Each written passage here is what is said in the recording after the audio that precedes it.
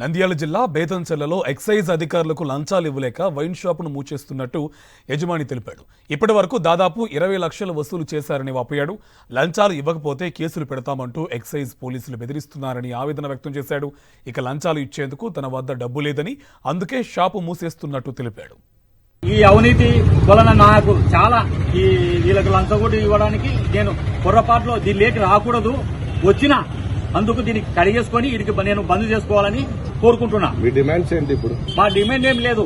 ఈ ఎక్సైజ్ వాళ్ళ ఒత్తిడికి దీనికి వాళ్ళు అంటే మేము మా బుద్ధి ఉన్నట్టు కేసు రాస్తాం, మేము ఇట్లా చేస్తాం అట్లా చేస్తామంటే నాకు ఏదో మేము రైతు చేసుకునే తోళ్ళము, ఇది మాకు వద్దనుకొని వీడికి వదిలేసుకుంటున్నాం. ఈ ప్రెజర్ వాళ్ళ ఇంతకుముందుకు మీడియాలో వచ్చింటే కూడా ఏం చేయలేదు.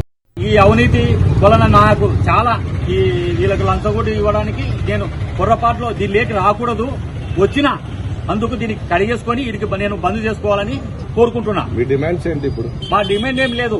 ఈ ఎక్సైజ్ వాళ్ళ ఒత్తిడికి దీనికి వాళ్ళు అంటే మేము మా బుద్ధి ఉన్నట్టు కేసు రాస్తాం, మేము ఇట్లా చేస్తాం అట్లా చేస్తామంటే నాకు ఏదో మేము రైతు చేసుకునే తోళ్ళము, ఇది మాకు వద్దనుకొని వీడికి వదిలేసుకుంటున్నాం.